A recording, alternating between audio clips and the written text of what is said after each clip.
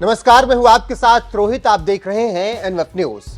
India गठबंधन ने 19 दिसंबर को जो मीटिंग की थी वो उसके लिए बड़े सही ढंग से तैयार थी, लेकिन ममता दीदी ने सारा खेल खराब कर दिया। ममता दीदी आई तो थी इंडिया की मीटिंग में शामिल होने, लेकिन वो बंगाल से कांग्रेस का पत्ता साफ करने लगी।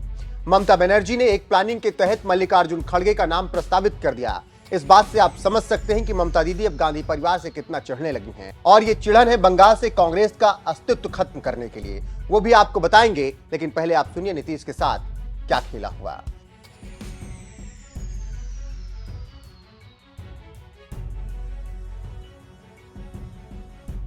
नीतीश के साथ लालू के नेता ने क्या खेला। ऐसी खबरें मिल रही हैं कि ममता ने जैसे मल्लिकार्जुन खड़गे के नाम का प्रस्ताव दिया, वैसे ही संयोजक के तौर पर नीतीश कुमार का वो नाम देने वाली थी। लेकिन सूत्रों के हवाले से खबर ऐसी है कि कई लोग नीतीश कुमार के नाम से सहमत नहीं थे। इसीलिए नीतीश कुमार ने उससे पहले ही हिंदी हिंदुस्तान के विवाद को हवा दे दी, जिसके बाद लोग नीतीश कुमार के नाम को प्रस्तावित नहीं कर सके। दरअसल नीतीश कुमार ने हिंदी में अपना भाषण पूरा किया। डीएमके के नेता टी.आर. बालू ने आरजेडी के सांसद मनोज सिन्हा ने नीतीश के भाषण की अंग्रेजी अनुवाद देने की बात कह दी, जिस पर नीतीश कुमार भड़क गए। इस मसले पर नीतीश कुमार ने मनोज झा की खिंचाई करने के साथ साथ कहा कि हर किसी को हिंदुस्तान में हिंदी आनी चाहिए। हालांकि इस बात की उम्मीद किसी ने नहीं की थी कि नीतीश कुमार भड़क जाएंगे, और नीतीश कुमार के भड़कने के कारण ही नीतीश कुमार के नाम के प्रस्ताव को आगे नहीं बढ़ाया जा सका, क्योंकि नीतीश के अचानक नाराजगी जाहिर करने से उत्तर दक्षिण विभाजन की बहस छिड़ गई और नीतीश कुमार के नाम का प्रस्ताव करने के लिए परिस्थितियां बदल गई। इसी बीच जेडीयू भी इन घटनाक्रमों से वाकिफ दिखाई दी। हालांकि इस घटनाक्रम के बाद एक और बात भी निकलकर सामने आई, जिससे पता चला कि इस गठबंधन से अलग भी एक गठबंधन आकार ले चुका है, जिसमें अखिलेश यादव, ममता बनर्जी, अरविंद केजरीवाल और केसीआर शामिल थे। और तब नीतीश कुमार ने ही इन नेताओं को समझाकर गठबंधन को टूटने से बचाया था। यही कारण है कि नीतीश कुमार के नाम को संयोजक के तौर पर कई दल देखना चाहते हैं।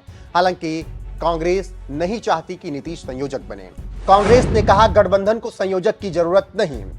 कांग्रेस के कई नेताओं को कहते हुए सुना जा सकता है कि इंडिया गठबंधन को संयोजक की कोई जरूरत है ही नहीं, क्योंकि चीजें सही चल रही हैं, क्योंकि जो कोऑर्डिनेशन कमेटियां बनाई गई हैं वो अपना काम सुचारू रूप से कर रही हैं, और इस कमेटी का पूरा फोकस सीट शेयरिंग के मुद्दे पर है, क्योंकि वक्त कम बचा है और सीट शेयरिंग का मुद्दा हर राज्य में अटका हुआ है। और जैसे ही सीट शेयरिंग का काम शुरू होगा, एक बार फिर से गठबंधन में विस्फोट होगा। इस बात की पूरी संभावना जताई जा रही है, क्योंकि बंगाल की ममता दीदी कांग्रेस को 2 से ज्यादा सीटें देने के लिए राजी नहीं है। यूपी में अकेले अखिलेश को 65 सीटें चाहिए। उद्धव ठाकरे ने बीजेपी के साथ मिलकर करीब 1.5 दर्जन सीटें जीती थी, तो वो भी उतने से कम मानने वाले हैं ही नहीं। तो सीट शेयरिंग का मसला शुरू होने दीजिए और बहुत सारी बातें निकलकर सामने आएंगी। बंगाल में कांग्रेस का पत्ता साफ करना चाहती हैं दीदी। ऐसा इसलिए कहा जा रहा है क्योंकि कांग्रेस को केवल 1-2 सीट बंगाल में दिए जाने की खबरें हैं, और दूसरा, कांग्रेस की जो बंगाल इकाई है वो नहीं चाहती कि टीएमसी के साथ कांग्रेस का गठबंधन हो और गठबंधन में बंगाल में चुनाव लड़ा जाए।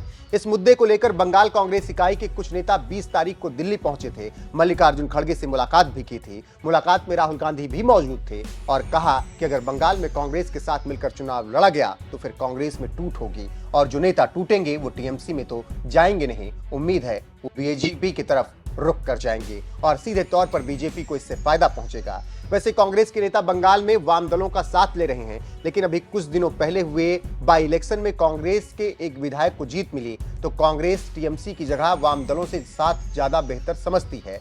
तो दिक्कतें बहुत है, लेकिन समाधान फिलहाल कुछ भी नजर नहीं आता। ऐसे में अगर ये कह दिया जाए कि इंडिया गठबंधन का एक किला ढहने वाला है तो गलत नहीं होगा। तो भविष्य इस गठबंधन का क्या होता है ये देखने वाली बात होगी। लेकिन जिस तरीके से नीतीश कुमार ने हिंदी और हिंदुस्तान के विवाद में उलझकर अपने ही पैरों पर कुल्हाड़ी मार ली है, उस पर आपकी राय क्या है, कमेंट करके हमें जरूर बताएं।